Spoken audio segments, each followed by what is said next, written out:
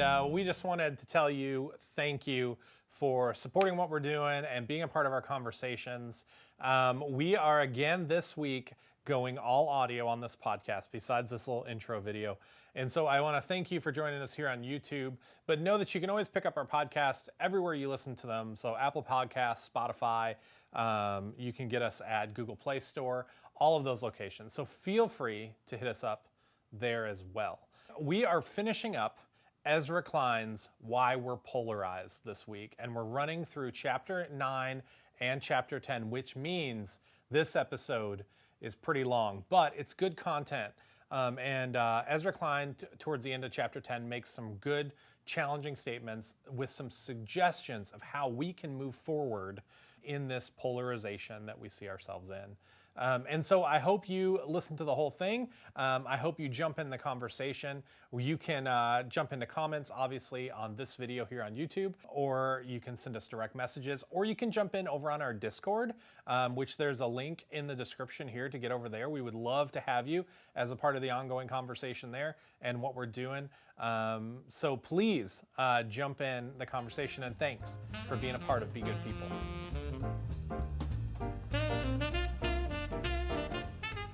People, this is Luke Ramey, Curtis Looper, and Curtis Looper here with the Be Good People show, and we are wrapping up. I want to say finally, but I'm not. I don't think it's been painful or anything. And normally, when someone's like, "Well, finally, we're wrapping up finally," it seems like a negative thing, but I don't think it's necessarily a negative thing that we spend so much time on it. I just, we're finally at the end of it. I mean, that's just, I think we've been eager to move on to what's happening right now, but I think that this has been pretty good to keep us from being reactionary, Yes. I think you're right. And it's correlated with a few things, and we've been able to jump over and talk about those as they came up. And it's been a great book. If you've not been, we're talking about Ezra Klein's Why We're Polarized. And if you've not checked out the book, you definitely should pick it up and read it. It's a quick read. You can get it on Audible. You can listen to it. I think what Curtis does is he listens to it like 3 times on like a 1.5 speed. Isn't that what you do? Something like that. I don't even know. I don't know. But you can pick it up. It doesn't take much time to get through it. And, or if you just want to take our word for it, you can do that. You can just go back and catch this whole series. Yeah. If you're on YouTube, it's actually broken out as its own series. Otherwise on Podbean or where you get podcasts, it's in titles, so you can find the beginning. Yeah, Spotify. But yeah, it's been fun talking about this, and we're finally in these last 2 chapters. Chapter 9 and 10 is where we're at. We're going to wrap it up today. 10th episode. Yeah, and Curtis, so this is you did some notes and you've shared them with me. Thank you. Curtis is a notes guy. I'm more of the opine in the moment guy. Shoot off the hip. I shoot from the hip. I get things wrong. In the pre-show, you shot from the hip a few times, and I was like, "Wait a second." But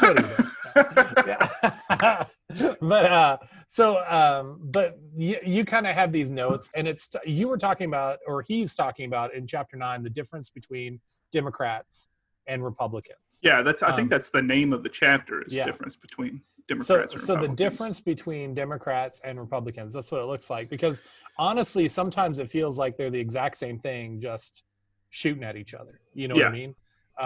But what are the differences in that demographic? And I'll let you jump into that, just kind of talking about what's the makeup is different. Yeah, I'm just going to sum it up. I mean, like there's some chapters that we've kind of went over, with a fine brush. And then this one I don't think it really needs it. Everyone knows, anyone who pays attention kind of knows what the difference is. We just had the RNC and the DNC, and they each had, one had a platform, and then whatever happened this week. But he's saying in this that Democrats have to appeal to a broader coalition, and for the most part, Republicans don't. And you hear, and I'm not trying to be one-sided on this, but you hear on the left that they're being infiltrated by radicals. Bernie Sanders is a radical, and I will put that in parentheses, by American standards, sure. And then in 2016, you had him versus Hillary. Well, Hillary won by a pretty large amount of votes. The party, she appealed to a lot more people, and for that, she got the female vote, she won the black vote, the immigrant vote. And then in 2020, you had even more liberal, more left-leaning candidates like Bernie Sanders and Warren.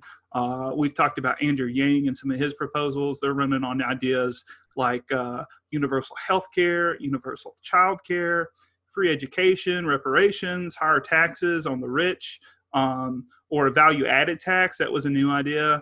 Well, not a new idea, but one that they were trying to push. And then you had Yang looking at universal basic income. Yeah. And, some of these ideas are more radical, but some of them have pretty high favorability in the American public. And I would say, depending on what media you're listening to, I think the Democratic Party gets highlighted on their extreme issues way more than what they do on what's in the center. What's in the center. And they actually, I think what he's kind of laying out is they have more in the center than Republicans do. Well, they ended up with Joe Biden, who was basically, a Republican light.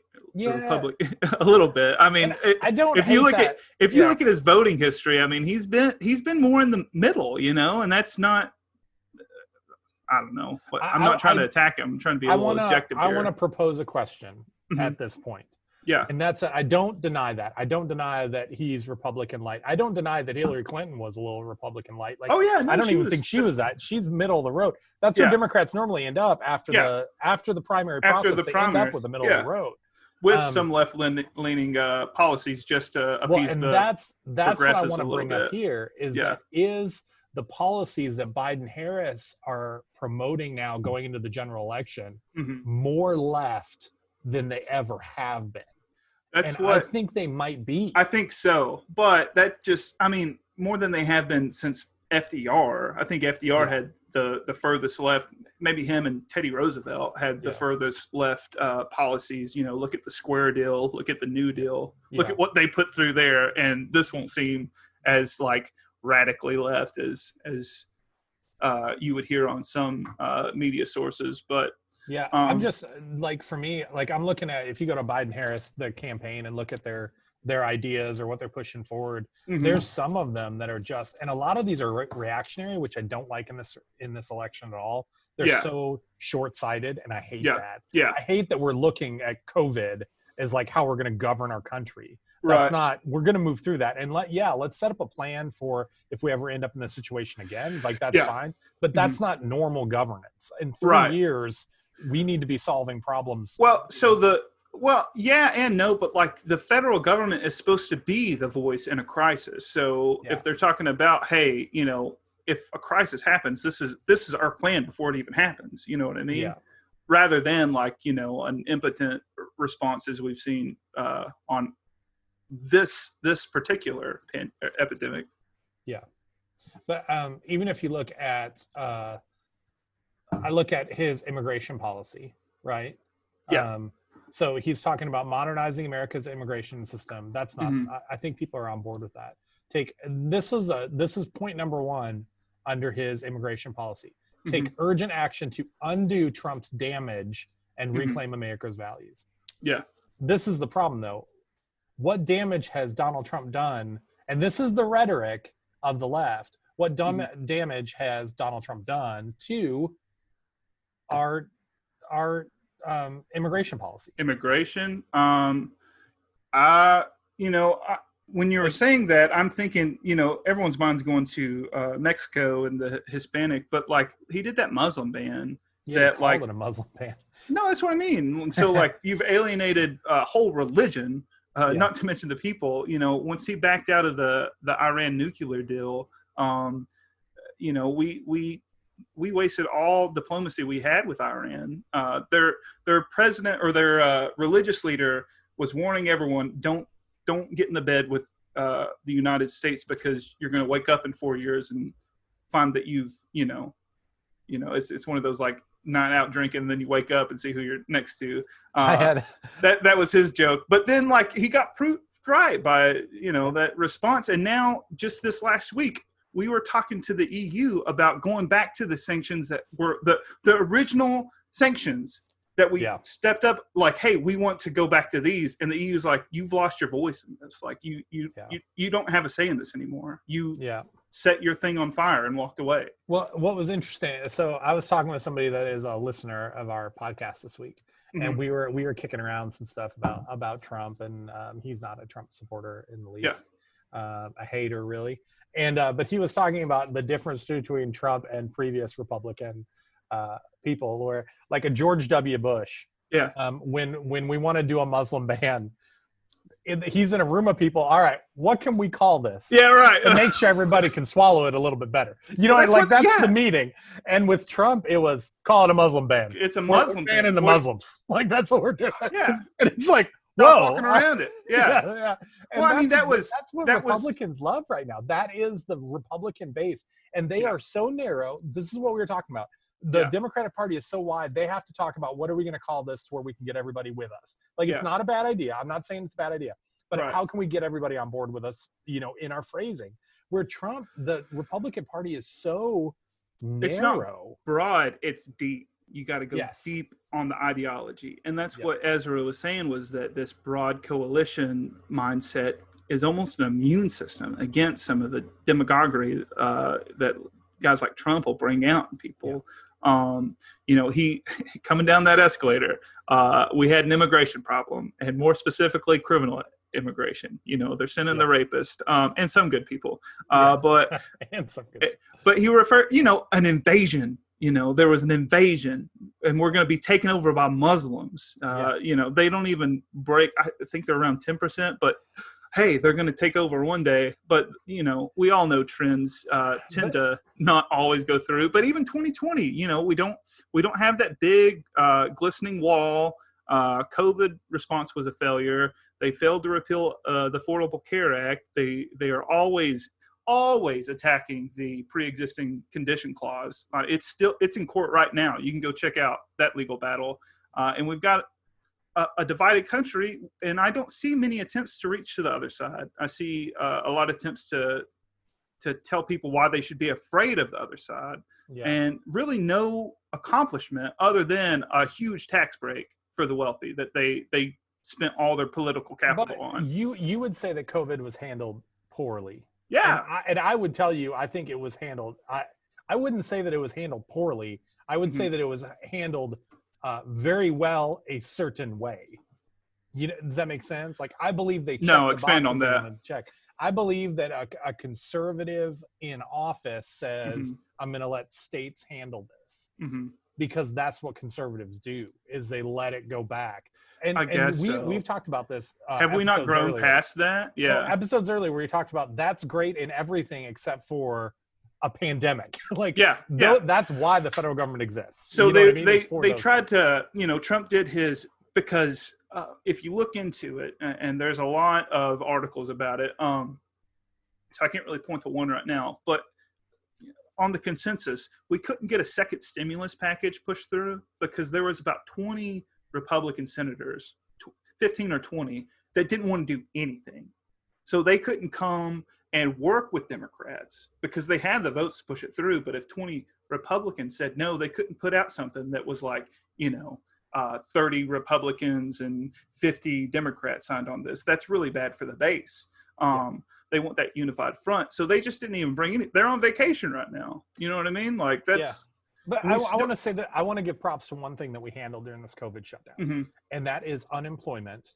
And I'm not saying that they did a perfect job of it, but the boost in unemployment plus, okay, well, that was the point I wanted to make, as opposed to state funded, on unemployment, like that was a win. That's the point I wanted to make. State to state, states are trying to fill it out and pay those bills. And so their movement on this, because it was considered a national disaster. So we had $600 a week from federal funding. So you had people making like $800, $850, or whatever it was, depending. So that happened. Once it ran out, they couldn't get anything done. So Trump signs an executive order, and it was 400 unemployment, and it was supposed to be 300 from the federal and 100 from the states.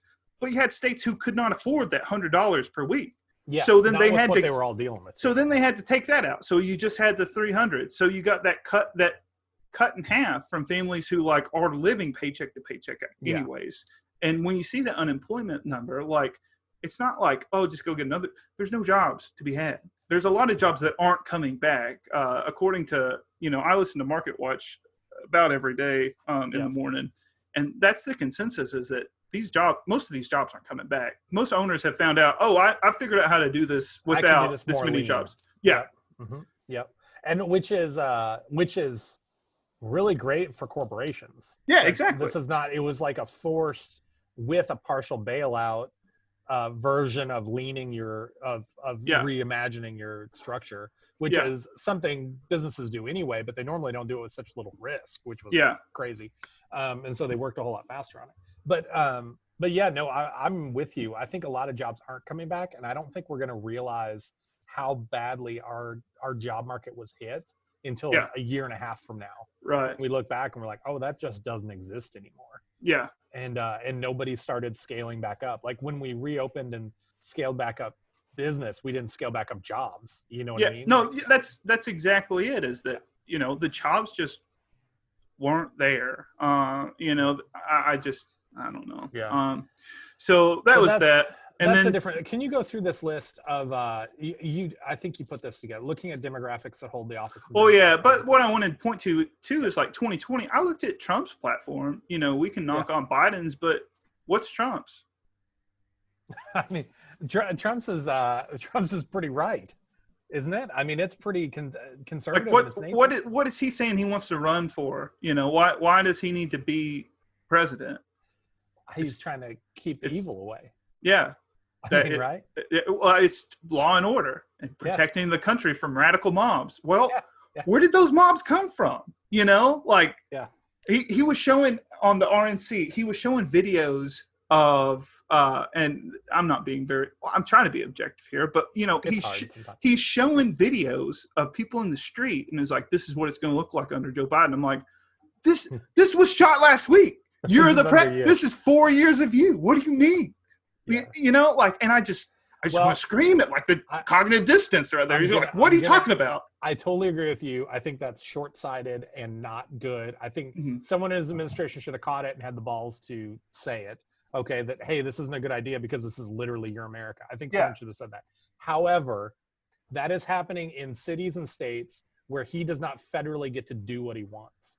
Where you take in Oregon, and he's not going to get to do that in 2020. He sent in federal troops or an organization. It was DHS, I think.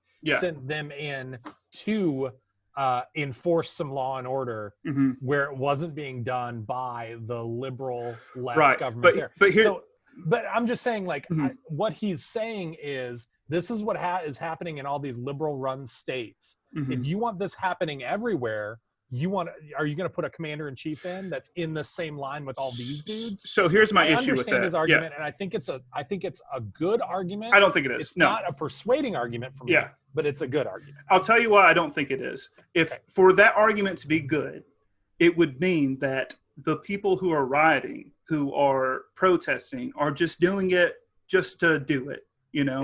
Once you squash it, then it's going to go away.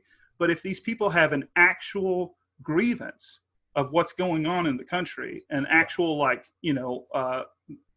inequality that's happening that none of us can, you can deny it, but a majority of people, you've got moms out in the street, that's not happening if it's just some anarchist running out there.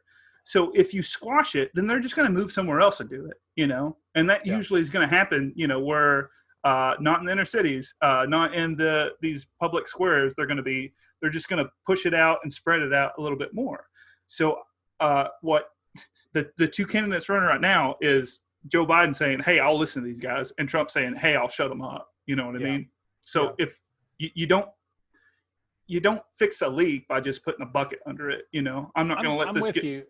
I understand that, but I would say that we have more mobs forming now. If we're going to call them mobs, we have more protests going on right now. Yeah, because people have the time to do it. Well, that's true. And but I want to say that is part of it. There are people without jobs and they have the time to get involved, and so they've decided to get involved.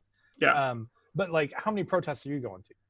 None. I'm not going to any protests. Here's the thing. Yeah, but so I'm working from home right now, and but here's the thing: is that I'm home more, and I notice there's some there's a corner right here. There's a cobweb. So I'm going to clean that corner. Me not being home doesn't mean that corner was not dirty. It's dirty. I just have more time to look at it and see it.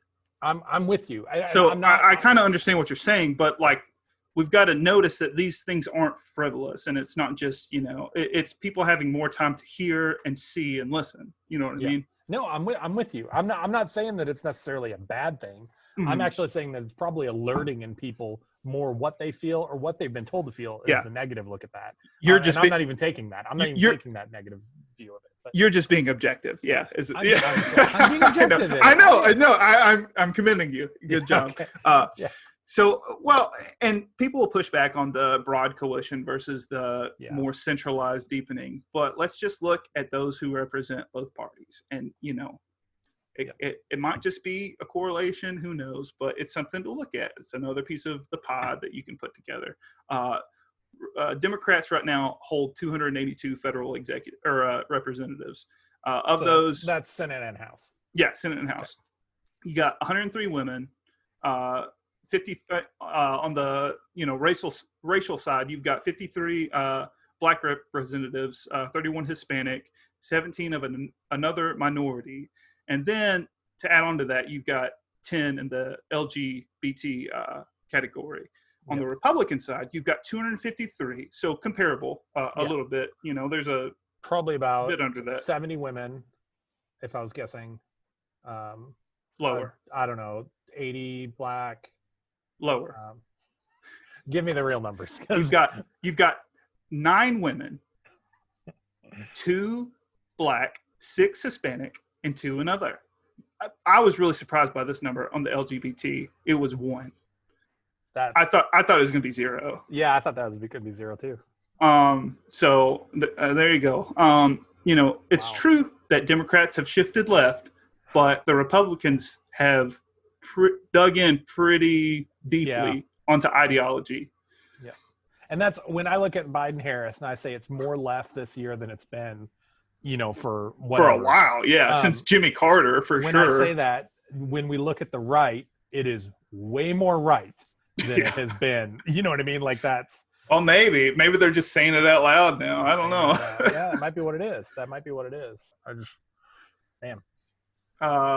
Cool. So that was that chapter. That was chapter 9. That's what that looked at. The differences. And really that's, we put in the only thing we took out of that chapter was the 2016 comparisons. I added the 2020 because it just reinforced it. If anything, it's a little bit more I want to say this. polarized. I want to say this example before we move on. Because this is my objective lens, okay? Yeah. This is my making sure everybody likes each other lens. Right. Now, this is the thing. Now, have you ever met that guy that he is just well-rounded, jack of all trades? He's comfortable in every situation. He's a great guy, and you're glad he's around because he's doing some great things. Yeah. And he's well-rounded. He's a lot of different things. Mm-hmm. But have you ever met that guy that he's like one thing, and he is so damn good at that one thing. Yeah. And he does it so well. And you love that guy. The one thing. Yeah. He does that one thing. I think that's a book. It is. It's a quote from City Slickers. Oh, okay. Anyway, okay. But he does that one thing so well. And we love that guy. And we need that guy to do that one thing so well. So I want to say this. The parties are different. I'm not necessarily saying either one is necessarily wrong. Let's just understand how they're different. I think that's my objective view. Like, it's not bad to have everybody on the same page necessarily to get something done that's good for everyone. But is that where we are now as a country? As we become more diverse as a country, can we stay with that as the best thing? Or does that need to be not a full party? Does that need to be a conversation within a party instead of a full party? I'm going to put that out there. I get what you're saying. I understand. That's kind of where he leaves us. Here we are, chapter 10 at the very end is how do we manage polarization and ourselves? Polarization can be good in the right setting.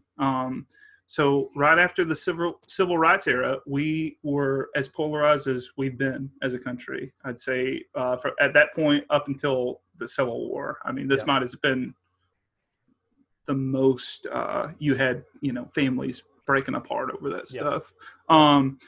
Democrats went ahead, and we went deep on this on our Dixiecrat episode. So there's a lot to this, but I'm just going to say it in a sentence. Democrats pulled the trigger on signing through the Civil Rights Act, and the Republican Party became home to the white backlash. Nixon ran on white backlash. This law and order stuff, it's almost copy and paste from Nixon. The only difference is the suburbs that he was talking to were all white, and the suburbs that Trump is talking to are not all white. The polarization was better than the oppression that came before it. That's what Ezra's saying. I would rather it be a polarized country where black people were effectively able to vote. You know what I mean? There are women alive today who virtually could not vote because of the different laws in some of the southern states. The opposite of polarization is suppression. So we're never going to argue over the problems we don't discuss. But we're not going to solve them. They're not going to get corrected. That's the issue I have with that Trump platform is like, if we don't talk about them, if we suppress them, then they're going to go away, but they're going to pop their head up somewhere else, and it could be uglier. You know what I mean? I was noticing this week the NBA strikes. Everyone had a lot to say about that. There was a couple of years back, Laura Ingraham on Fox. She was famous saying, "Shut up and dribble." Like, why do we do that? What's the qualifier for a citizen to discuss their government or to engage in civics? I'm with you. I think the statement from her that time, and maybe even now current, is it's not so much that like we don't think basketball players can have an opinion or should share an opinion. It's that maybe we don't give a whole lot of credence to the opinion, and so we attack them as, why don't you just do what you do? Does that make sense? Like I'm taking a step to the left, or not politically to the left, but I'm taking a step over here to attack you, because if I attack you on the real thing, we just know that we don't agree on it. Does that make sense? I guess. I think it comes down to, like, especially, we don't have a problem with them like when they're on a commercial trying to sell us a product. We don't have a problem when they're pushing for some community project. But when they're pointing to flaws in the system, it's like, hey, shut up. Don't talk about that stuff. Well, but again, there's a difference of opinion on racism right now.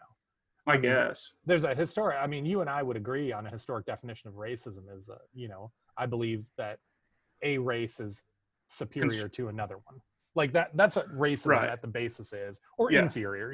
Superior or inferior. You have that view based on solely what your race is. That's racism. But we kind of have a new definition of what racism is. It's always changing because it's made up. There's no differences in race. So like it's a made up thing. So the definition is going to change. Any linguist is going to tell you that. But now we say that it's racism if things aren't equal. Well, so like my understanding, what it ever was. I've been doing a lot of reading, as much as I can anyway, on some of these anti-racist books that have been available. And the general idea that I pull from it is that no one's racist. Well, some people are, but most people aren't like racist in the way that you see it today, because they're like mean people. They're not kicking some black woman because she's sitting at the counter that should be all white. What racism is just, it's self-interest. But that's not necessarily racism, though. No, but that's where myself before other white dudes. And I know, right. But when I say things like that, like affirmative action, like that's a self-interest thing to be against that. And not to mention, like, even affirmative action, we talked about it a little bit, but like the people who benefit from that most are white women. So like it's and I'm with you, but I don't like the idea of hiring. Hiring is the basis of merit in hiring. We've decided should not be race. We've decided that in most things. The merit that we decide on things, whether someone has a political office, whether someone's opinion is listened to, whether someone gets a job, should not be based on race. Because when you do that, you're saying one is inferior, one is superior. That's what I mean. Is as much as we can be. Affirmative action doesn't do that, though. It Well, does no, I know. base it on race. It's toothless right now, so it's really not worth discussing. But that's what I mean, people who have big opinions on affirmative action right now come from like a racist stance of, well, I could have had that job, but they gave it to a black guy, or they gave it to, like it's almost like it's not I'm not so much talking about the program as I am talking about when people see like a black man as a CEO or a coach, they're like, well, they had to put one of them in there. You know what I mean? Like it's almost a racist idea. Yeah. It's like a dog whistle for racists. You know what I mean? I'm with you. It is, but the program of affirmative action created that. It's not if it wasn't there wouldn't be a diversity hire. I think if it wasn't there, diversity hire wasn't required at one time. I think it's like it's like Tucker taking over Bill O'Reilly's spot. Like there's always gonna be an audience for it. Like there's always gonna be a hole to fill. So if it wasn't that program, it's gonna be something else that they're gonna point to. Yeah.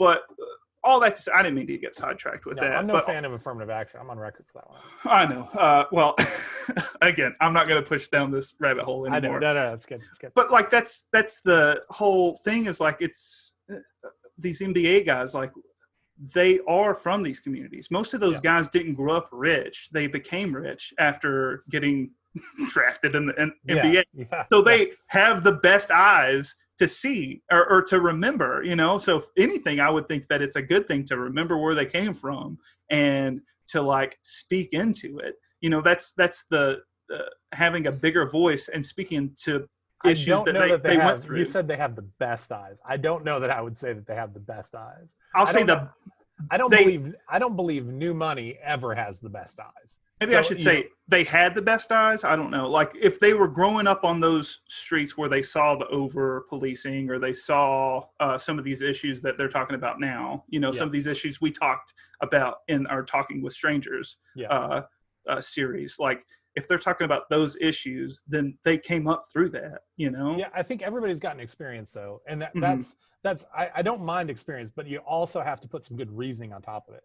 And I don't know that in general, the caricature of a professional basketball player is a guy that's really intelligent and did great in college and knows statistics and figures and history and all this stuff. I think when we look at them, we're like, oh, you've got experience in being poor and now making millions. There was you can talk to. Let's see here. There was an NBA player, and I wish I could remember his name right now. I'm blanking, but he had a really good. Michael Jordan. No, he had a really good podcast. Or he was on I think he was on the Daily, and he was talking about. I could be wrong there. He's a psychologist now. He's from Europe, and he played in the NBA. He's a black man. Yeah. And so he was talking about some of these issues. A very smart guy. But I think you're right. Some of these guys can't communicate as well as other people can, but we could add their voices to the piece of the puzzle that we're trying to put together. You know what I mean? Rather than saying, hey, I don't want this piece. Hey, shut up and dribble. Like that's what I'm kind of pushing back against. Yeah. And I said all that just to get to the point where we're so polarized that we don't even want to hear what other people have to say if it's going against what we have to. Yeah. We're trying to push through. But I'll get us back on track here. Ezra says, and this is a quote straight from this chapter, is the polarization we see around us is the logical outcome of a complex system of incentives, technologies, identities, and political institution. It implicates capitalism and geography, politicians and political institutions, human psychology, and America's changing demography. It's here to stay, the idea is that, we could go back to this time or this other time. There were issues back then and we solved those issues and it put us here. I don't know if you remember we talked or the listeners remember, I know you do. We were talking at the very beginning of talking about this book was the experts were saying, we need more polarized parties. Yeah. And from that, we got to here, and there's been a lot of good things that have happened. Yep. But where do we go from here? Do we stay where we are? Yeah.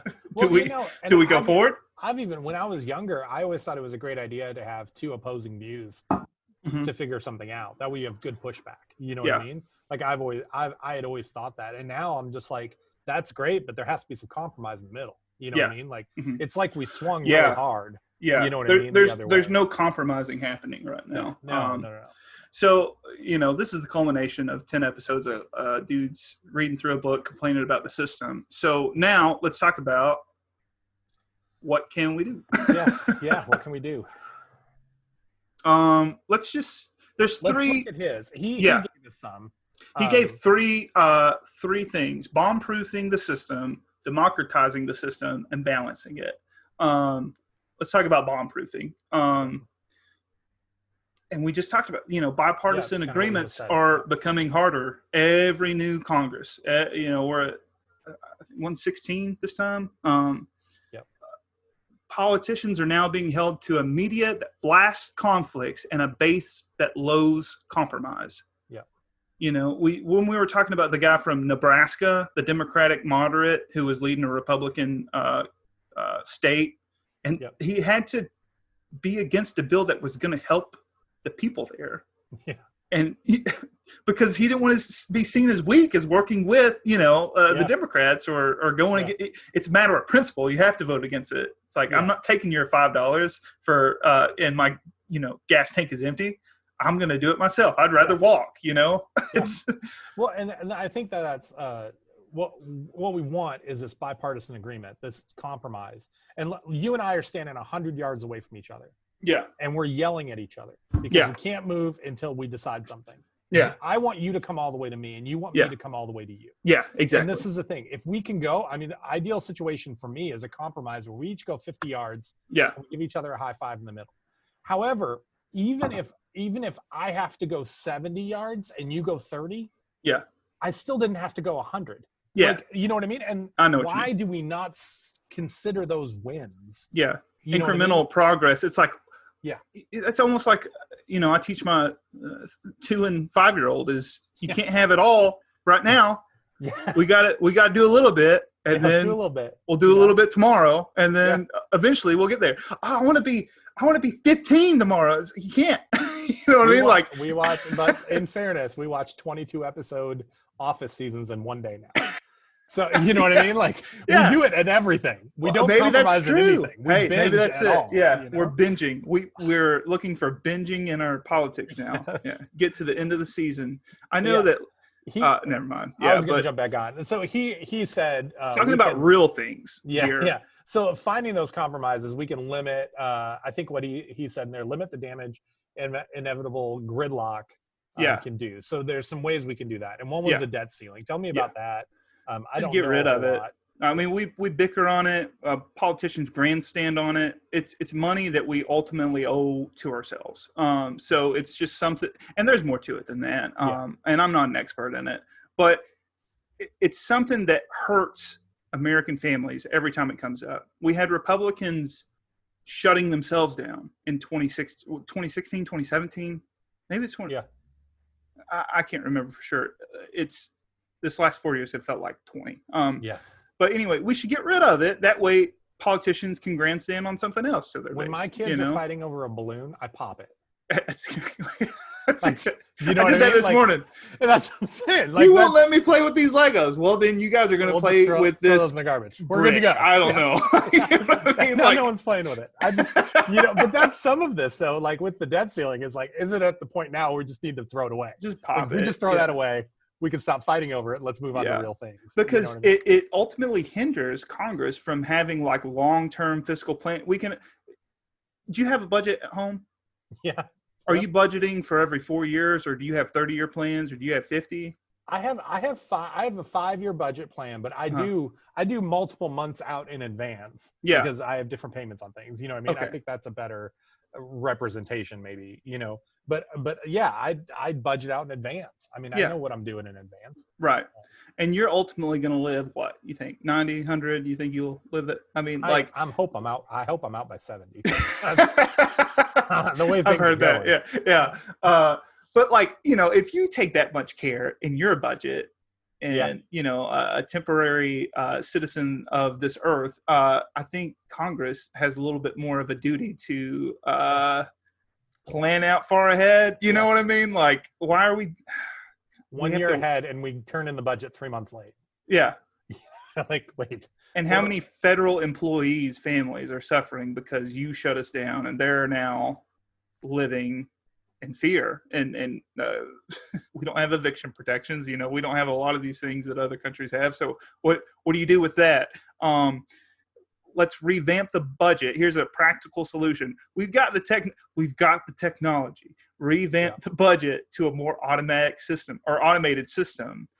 We can predict inflation. We do this with Social Security. We predict inflation, increase in spending, implement that. If there's an absence of a budget, those things can fill the gap until you agree on something. You know what I mean? To where we're not shutting down, and it implicates the world economy when we do this stuff. Like stocks drop massively. But there's two, and they might do some of the. I'm not privy to the budgeting system exactly. I'm not either. But yeah, like in my but life, I know when it comes up, it's a crap show. Well, I have a certain amount of income I can kind of expect. I work contracted for myself, and so that can vary. Okay. Yeah.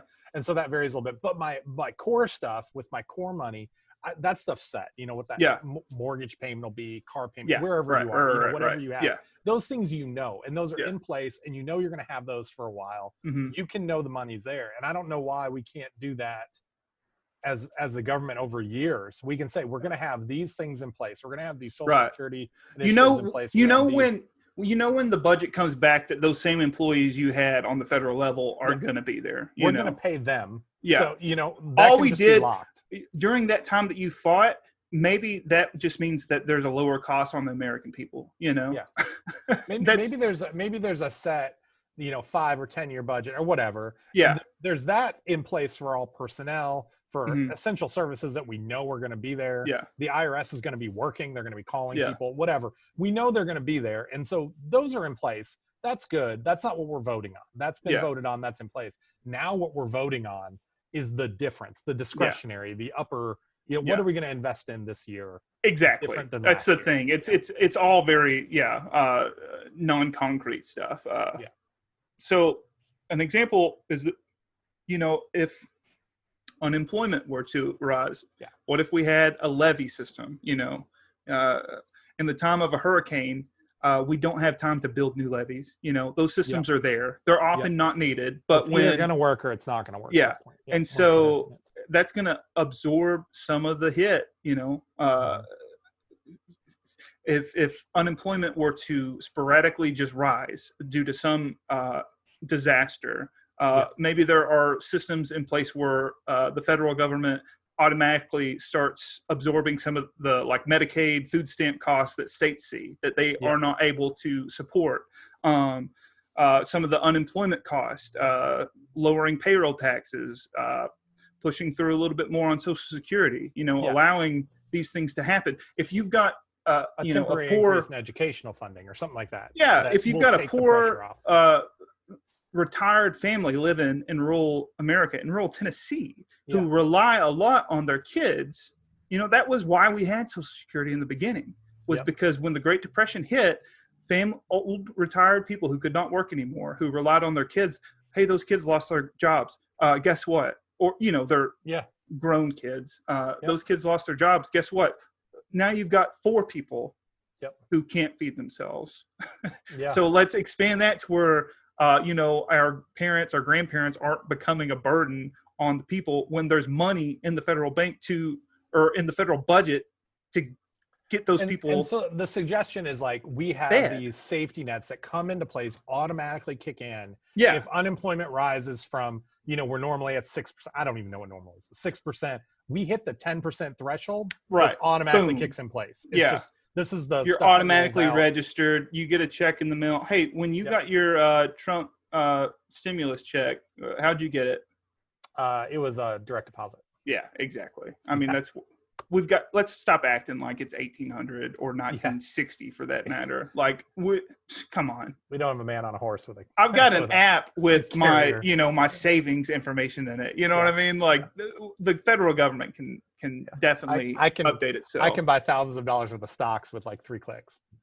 That's what I mean. You know what I mean? It's easy. It's all there, and you've got people in Congress with flip phones. Come on, guys. Let's move the needle a little bit. So on the budgeting front, we can make some modernizing and some better procedures for the known expenses we have versus the new initiatives. Yeah. And people, I could hear the backlash, and he notes it. I want to be represented in these decisions. Well, is that true? In September of 2019, approval rating for Congress was at 16%. Disapproval was like in the 70s. Yeah. So do we really want to trust these guys, or would we rather have an autopilot system on? You know what I mean? Like, yeah, no, I'm with you. Some experts come in and be like, hey, this is especially with the essentials. Like, let's get those automated. Yeah, exactly. I like this thought. I don't know how that works. No, I don't either. And that's like, these ideas are, I'll note now, I don't think I did at the beginning, but these are some humble suggestions to the moves that we could, go towards, where this polarization, this fighting, this not moving an inch to meet the other side.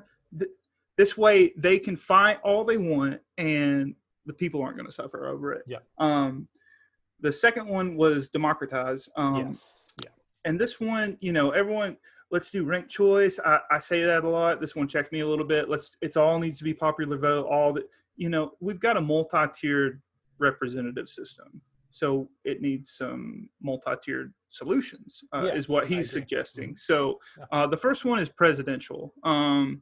He's saying, let's get rid of the electoral college. And I know that's a big thing that is being pushed against right now. There's this organization called the National Popular Vote Interstate Compact. I don't know if it's an organization or if it's like some sort of treaty that states have come together with. I'll have to look more into it, and you can too, but or the listeners can too. It would afford all the electoral votes to whoever gets the popular votes of the state. Yeah, I would rather it look like one voter equals one vote on the presidential scale. But let's see here. Whoever gets, and it would take legal status once 270 electoral votes joined in nationwide. Currently, that the total count of states that have joined in on that is at 196. Yeah. So it's less than 100 more until we get, like, this is pretty close to reality right now anyway. Okay, so I want to pitch a different idea for presidential here. We talked about this a little bit. I think we text back and forth on it a little bit. Did we? But I want some sort of influence more from our state government to our national government. Yeah. And almost like a little bit more accountability. We have accountability through voting in House Representative members. We have accountability through Senate. But I don't think our governors have as much power as I think they should have. Oh, yeah. Gosh. Yeah. You hated this idea, but this is maybe a tweak on it. Give me a second to explain it. Okay, so we have a certain amount of electoral votes in the state based on population. Yeah. Or used to be based on population. No, now it's gerrymandering. It's gerrymandering. What if each state, you're going to hate this, and our conservative friends are going to love it. What if each state just got one vote? The governor casts the vote on behalf of the state, and the state can decide how they get who the governor votes for. Maybe that is a popular vote in the state. I'm going to jump ahead a little bit. And just cut you off here. Hey, I'm going to let you finish, but let me bring up this point. All right, Kanye. You're on the ballot in Tennessee. So here, by 2040, no, he's not. Oh yeah, he is. We're one of the few states that he got six. That the system was so bad that it allowed some dude who missed every dedeline to get on it. So the Republican National Committee got him on the ballot in Wisconsin. Great job, Tennessee. Anyways, so the poll showed that by 2040, 70% of Americans are going to live in the 15 largest states. So that means that in your scenario, the 70% of Americans will have 15 votes in the presidential election. Yep. How you feel about that? I don't mind it. They can move to Wyoming if they want. If they want more leverage, move to Wyoming. So that's one of those things that's like where you're like, you need to take your medicine to your kid, and they're like, I don't want to take my medicine. It's like, oh, you just need to take it. And then you actually taste the medicine. You're like, holy crap, this is terrible. So it's like, you need to move to Wyoming. And then you step foot in Wyoming. You're like, I hate it here. I hate this so much. Well, hey, if you're willing to put up with the pain of Wyoming, then you can get a majority Do share. you? No. You're not talking about one person. You're talking about how many people live in Wyoming? Like like a million or so? There's 300 sheep. So there's like 250 people, I think. We've lost our 2 Wyoming listeners. No, but I mean, like it's, and that's the issue. We'll get to. I think that's point is. I'm just saying his suggestion of get rid of the Electoral College does not necessarily mean a 1-to-1 popular vote. Like there could be other scenarios, but we're just saying that the Electoral College, way it's structured right now, is broken. Maybe we need to throw that out and try something new.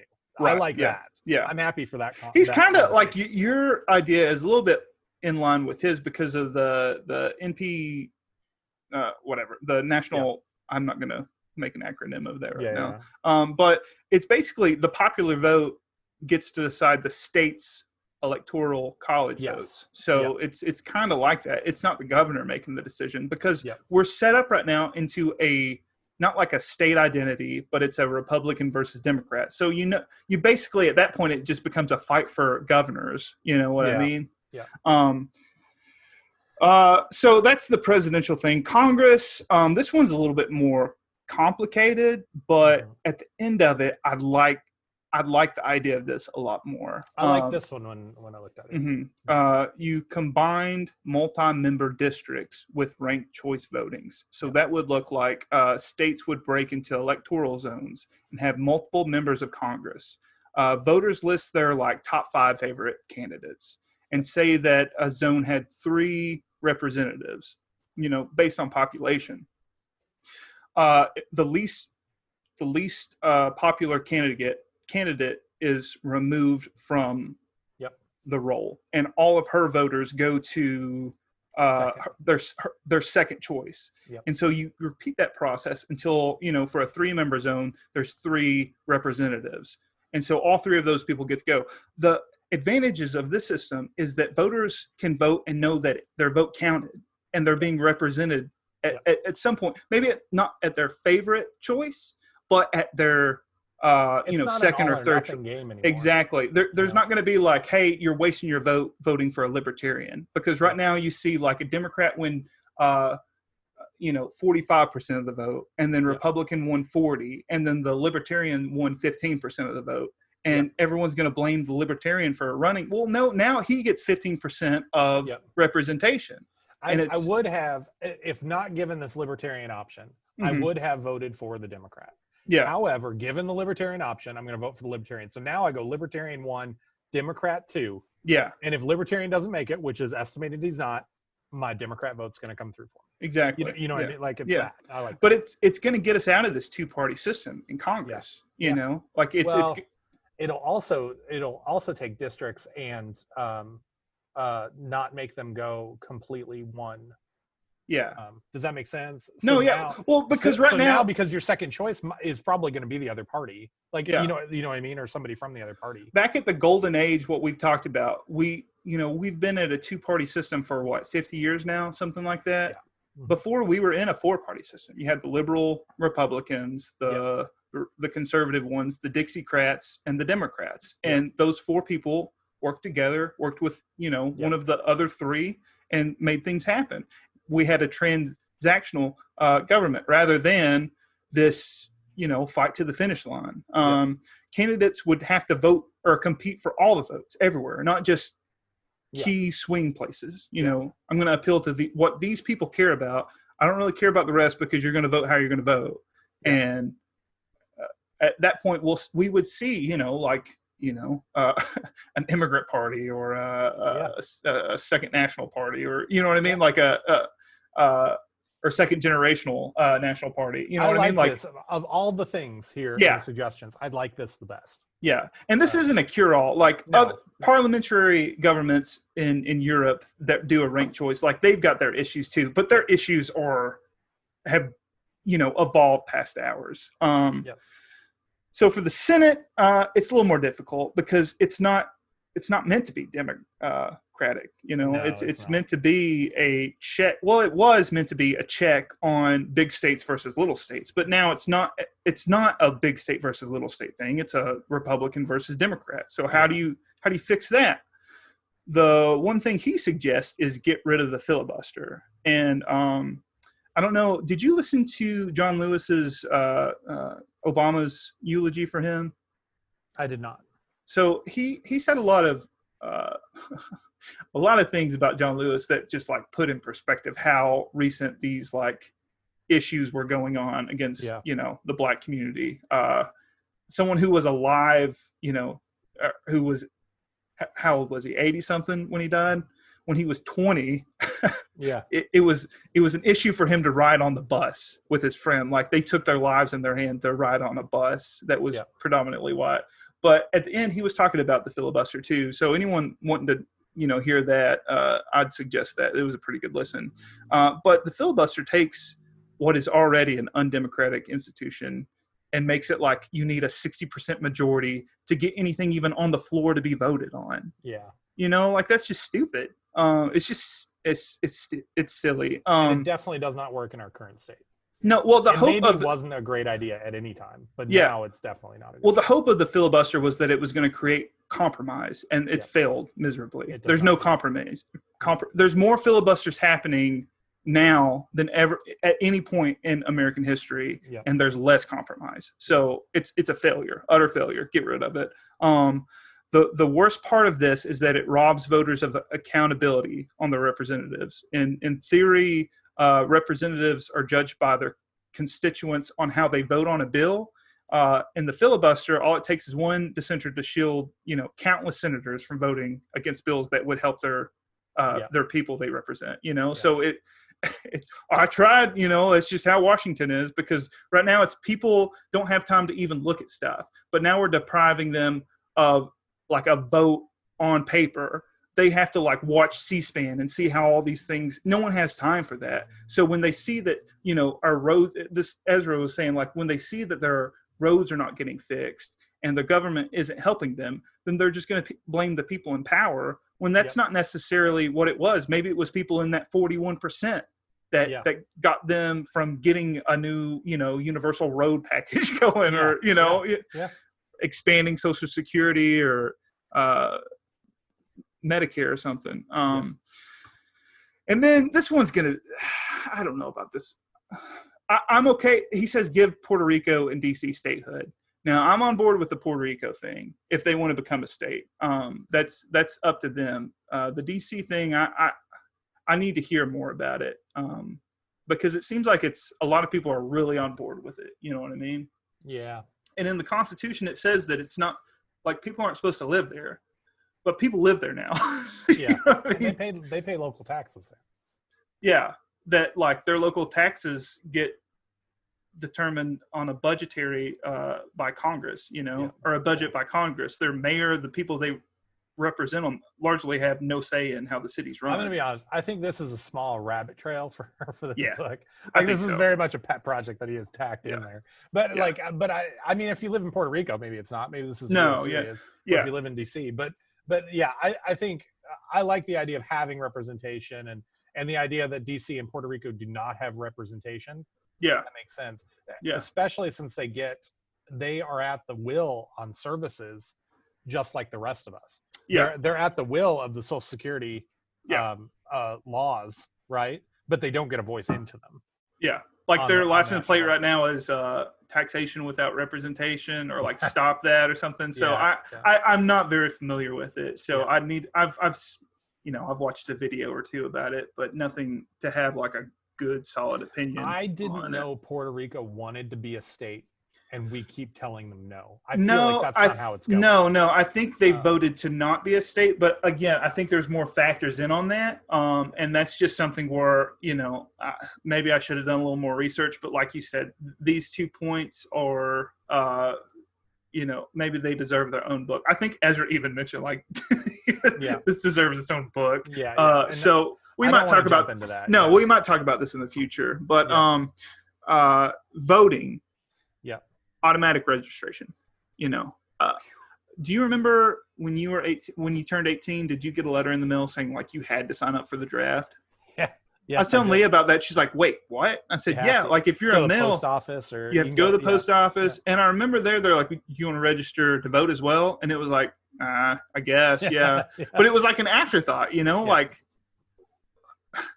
that's something that it's just like when you turn 18 and you got and whatever. I think that's a good look at that. I hadn't thought about that before, but it is different in that voting is a privilege that we get, or not a privilege, but something we can do, but not something we have to do. Whereas serving in the military is something, I think 18 to 26. If you're a man, you've got to. If you're male, you have to. And you have to. It's a federal crime if you don't, right? If you don't register. Yeah, it's a federal crime. Within what was it like? I could be wrong. I mean, and it could have changed. It's not prosecuted until it has to be prosecuted. You know right. what I mean? So it's not like something. It was like if you didn't register within 6 months or something like. I can't remember. It's been so long. Yeah, but and the way, I mean, we haven't had a draft in a number of years, and so since Vietnam, Korea. I think Korea probably. But it would have been right at the end of Vietnam. But I know my grandpa got drafted. So yeah, basically the idea registration. That's who trusting an automated system. I think you're going to have hard buy-in for a compromise on this one. Voting by mail. So like voting by mail, state that has done this. Oregon has done it for decades, voting by mail on all elections. Like I know Bernie, there's this idea that like we're just opposing ideas because it's not how we do it here.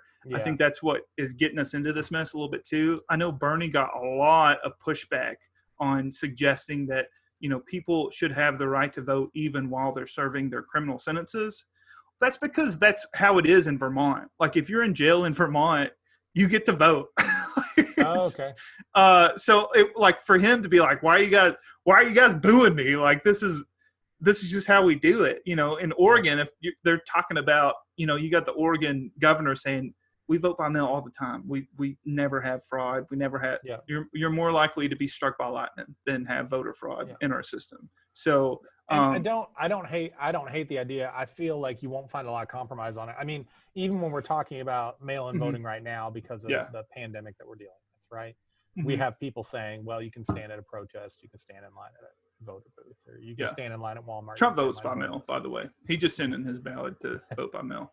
Just throwing that out there. And I'm not throwing anybody in the bus. I'm just what I'm saying is that like there's generally pushback on it because it's like you said, it's not the way they normally do it, or it seems unpatriotic to not show up and get your sticker. I'm not trying to beat my chest here or anything. Yeah. But here's the difference: is that these people don't understand it, and they're saying no, let's not do it. Yeah. Whereas me and you are talking about the Puerto Rico and DC statehood thing. Are like, I don't really know too much about it. Let me research it more before I talk about it. You know what I mean? So like, if you can't talk about, a multitude of issues and name people where this has been an issue of voter fraud by mail, then maybe you just don't know enough about it, and you should do a little more research, do the work into these causes. Or if you're just taking it up because, hey, Trump said it's bad, but he does it, but it's different. So I'm a shareholder in Tesla, okay?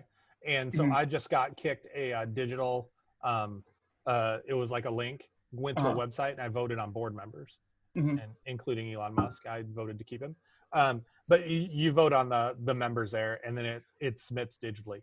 That's what I want. Yeah. I don't, and that's because I'm lazy. That's the heart of the idea. Yeah. That's the heart of it, is the idea is that voting should be easy.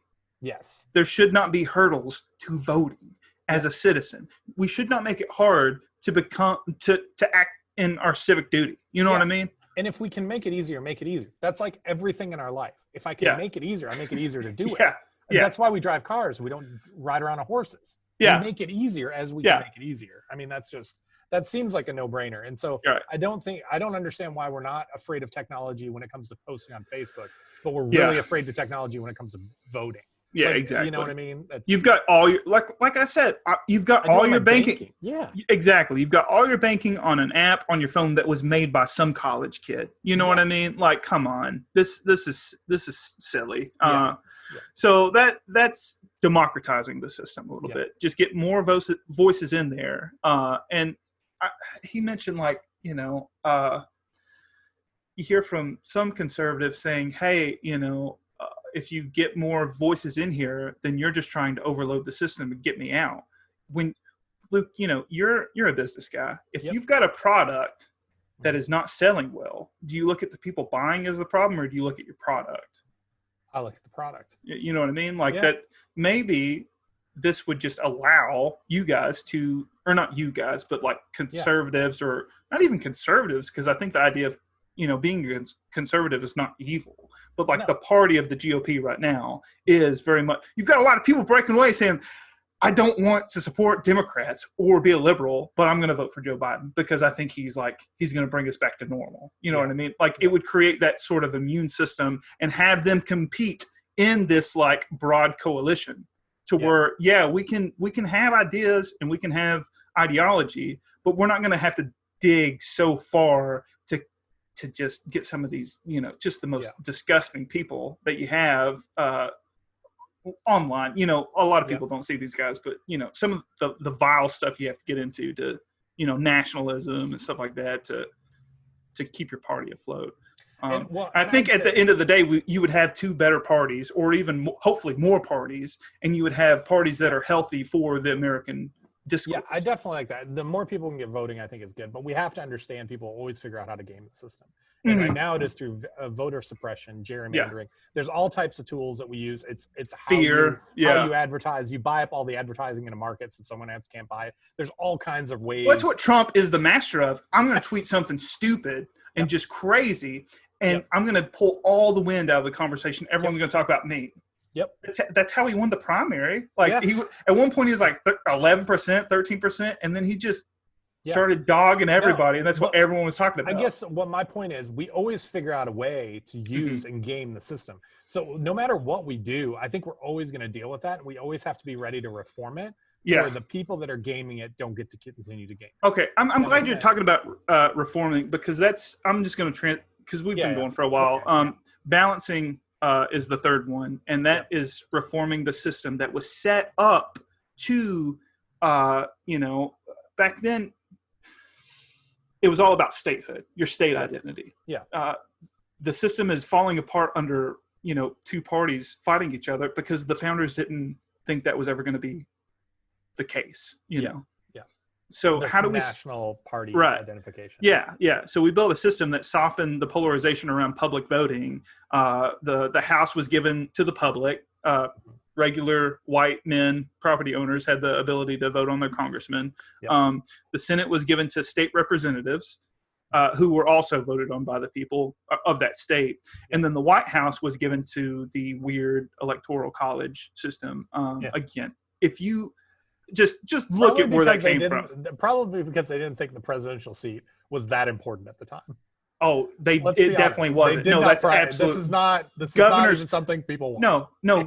Governors were forever the that's what qualified you to be a president, is you had to be a governor first. Now we've got, I was a doctor yesterday, or I was a congressman and I yelled at Obama. I got a few hotels. So. I knew a lot of people. I knew a lot of people, a lot of places. Because Kanye, he's for me. Well, not anymore. Yeah. So how do we Trump impression? Anyway. So how do we secure balanced competition? Because that's the thing, is like, you're saying game the system. Well, you got to know who's competing to build a system to get away from, that insider breaking the rules and whatnot. The issue with our current system, like I said, is the powers no longer compete. The powers that they set up to keep in check are no longer competing. You've got red states and blue states, not small states and large states. The fear was disunity, and that was between states. And now the disunity is between parties and ideology. So that manifests itself practically in the Supreme Court right now. The last, I don't know, I guess it was the last election was the most I've seen it. They're going to, if you elect Hillary, Democrats are going to control the Supreme Court for a generation. Yeah. Mitch McConnell holds up a seat, unprecedented. Yeah. And then turns around and says, you know what, whatever. If it happens under our watch, we're just going to fill it, like it just, breaks the system. Yep. So, and I don't know much about, I've seen pushback on these ideas, and I've seen people saying it's the best step forward. So I don't know. His suggestion was, instead of the Democrats, you've had some Democrats saying, I'm going to pack the courts like FDR did. Yeah. And that's just going to always going to be the case. Whoever's in power, I'm just going to pack it. The Supreme Court, instead of making it this partisan, finish line, we turn it into a bipartisan entity, like just completely. And you have 15 justices. Democrats get to decide 5, Republicans get to decide 5, and then you've got 5 more who those 10 justices get to decide on, based on how moderate they have been or how nonpartisan they've been in their judgments. And the advantages of that would be to calm some of the polarization we have in our elections. It would create a path to the Supreme Court that rewards nonpartisan judges. Right now, you have to be partisan to be even considered.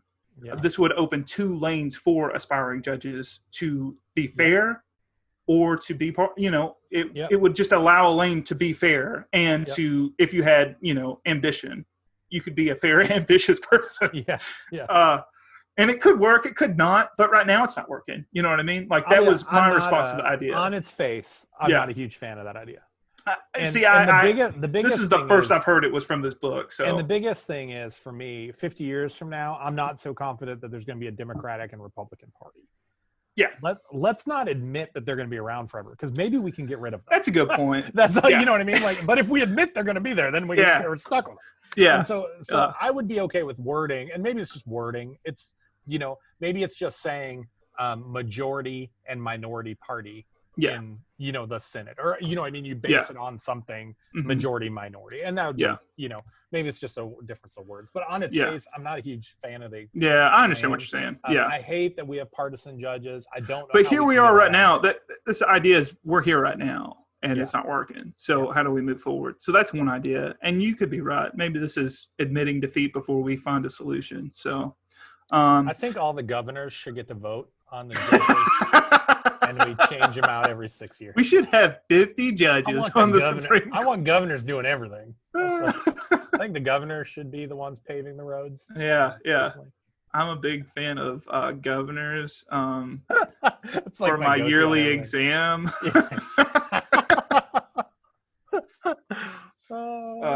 I'm hoping the Virginia governor appoints the next president of Liberty University. I'm just throwing that out. We're not going to talk about it. So can we talk about that later? Because we will talk about that later. We'll talk about it off camera, and then we can we'll talk about it in a future week, because I would like to discuss it, because I think it's a big issue for me. It's a big hit. It's not a big hit for me, but it's a big issue for me. Right. In that I am a Liberty alum.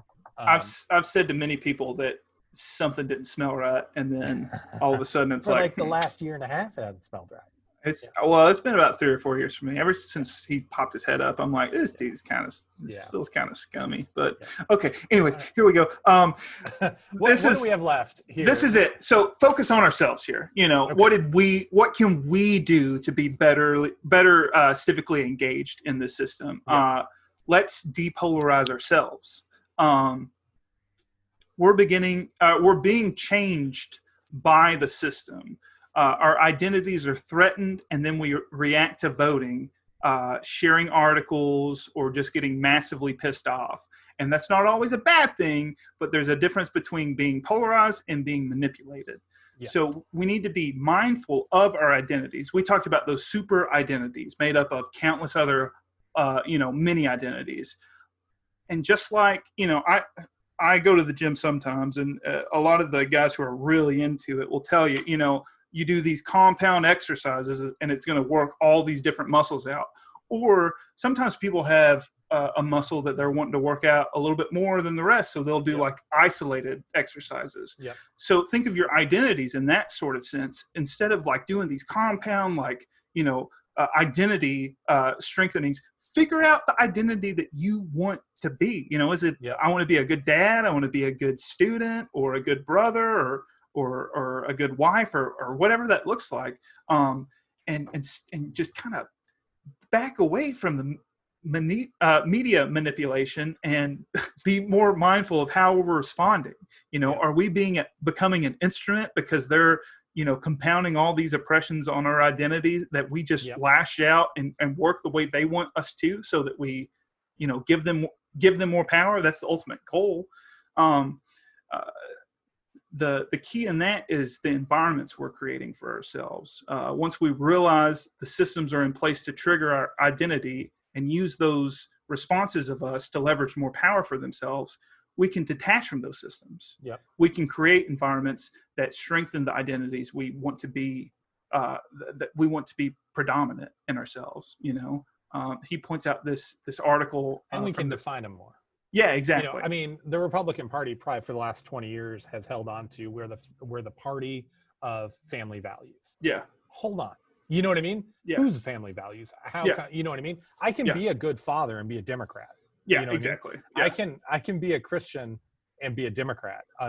Or you can be a bad dad and be a Democrat, or you can be a bad dad and be a Republican. You know what I mean? Like it's. Yeah, those things are not necessarily connected. It's what you're choosing to be. And I like that we're walking away from that mega identity that everybody that is this and this and this. Right. Yeah. And we're saying, no, I'm this, and I'm also this thing. The Vermont cheese eating, Subaru driving liberal. Yeah, exactly. I define what those things are, and I'm happy for you to tell me, hey, Luke, you're a video guy, or you can define me by what I've chosen to be defined by. That's fine. Yeah, exactly. But we need to start breaking apart those mega identities. And we need to start this was my favorite section, because I'll be honest, this whole book just pissed me off just to see where we're at.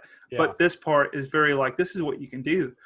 He points to this article that was in the New York Times. I would suggest anyone who can go read it. It's called "The Man Who Knew Too Little," and it's this Nike or ex-Nike executive. And he was so mad about the Trump winning that he went and lived on a pig farm. He checked out completely. He didn't want to hear anything from Trump. It wasn't just like, I'm going to hear about Trump and I'm going to get down for the day. It was like, I'm a vampire and Trump is sunlight. If any point of Trump gets to me, I'm just going to disintegrate. So he just checked out completely, bought a 45-acre old strip mine and restored it for the community. They could go, I don't know, build houses or they made it in the land they could use. Yeah, exactly. So it sounds crazy on the beginning side of it. He went to coffee shops and he had headphones in and it was white noise. Didn't listen to news. If he went to visit someone, they had to have the TV off. No one could talk about it. He would get angry at people if they even try to bring it up. No social media. Yeah, no social media. No any media. But he got called out by a lot of people who read the article, saying, he was this white privileged guy, rich guy. Who does he think he is? But we should be asking ourselves, who do we think we are when we're paying too much attention to the national politics and too little attention on our local politics, where our voices matter the most? Ezra brings out this number, and it's it really puts you in perspective. There's 500,000 elected officials in the U.S., a little over 500,000. 537 of those are federal elected representatives. Yeah. So who do you think you have more of a voice in? Not even 1%. Yeah, those guys don't care about you or what you have to say. It's not because we're lazy. It's because our media is nationalized. Yeah. So going back to the fitness thing, a lot of guys, when they tell you to, like, if you're trying to lose weight or something, they'll tell you, hey, write down what you eat every day for a week and just write it down. Don't try to diet or anything. Don't try to be mindful of it. Just write it down. At the end of the week, write all those calories down and see how much you need to survive and how much you're eating, and see exactly what is the problem. In the same way, Ezra suggests writing down all the media that we consume, all the articles that we read. And then at the end of the week, is this national news or is this local news? Because in the national news, you're fighting to be a voice for 537 people representing 330 million people, or the 500,000 elected local officials that are voted and are elected. I mean, we've had cities around here that get elected, like mayors and aldermen and councilmen that get elected with 200 people voting for them. Yeah. Your vote counts a lot more there. Vote counts, You getting 10 people out to the polls counts a lot more there than, hey, I'm going to rally for Joe Biden or I'm going to go rally for Trump. You know what I mean? Yeah. And the end result of that is that if your heart is in national politics, being engaged in local politics is going to make you a better, more effective person in national politics. Yes. Yeah. When these guys when local guys run for federal office, they look at the local organizers to help them to scale it up, not just someone who's been blasting stuff on Instagram or Facebook or wherever. You know what I mean? So I got really as depressed as I was reading this book. This last part was very, very. It turned the switch to optimism a little bit more. Well, for me. It's not. We can go forward. There is hope. Yeah. And part of that hope is getting engaged in politics locally. That's how you can start to have hope. I like that. Yeah. Me too. Yeah. Well, right. This was a good book. Yeah. Curtis, this was your suggestion and I loved it. And thank you. Yeah. Did a lot. I hope, you guys listening got some stuff out of this. I hope if you haven't read it, read it. There's a lot of stuff in here that we couldn't cover. This might be our longest episode yet, but I think it is. I think that 2 chapters. You can break it up into 2 episodes if you want, or 2 listens if you want. But next week we'll be back. We'll be talking about some more topical stuff. But looking for that next book to talk about too. It might be a little while. I think we should just go ahead and commit until the election. Oh gosh, yeah, for sure. We're going week to week at least. We're going to reactionary, people. Reactionary. I think these are good. These are good like anchors for us to check back on. And remember when Malcolm Gladwell was saying this about that, or Ezra was saying this about that? Like it's good. I think you do yourself a good service to ground yourself in these realities. I agree. All right, man. Curtis, thanks again for the conversation. I love it. You too. See you, man. Right. Thanks. Hey, friends. I hope you enjoyed the discussion here. And if you did, go ahead and click that like button. That helps us out. Also, if you're not a subscriber, you should be. If you subscribe and hit the bell, then you get a notification every time we post new content. That way you can stay up on all the discussions we're having. If this conversation resonated with you, maybe share it with a friend over on social media. And also, we've got some other videos, so feel free to check those out and join in anywhere.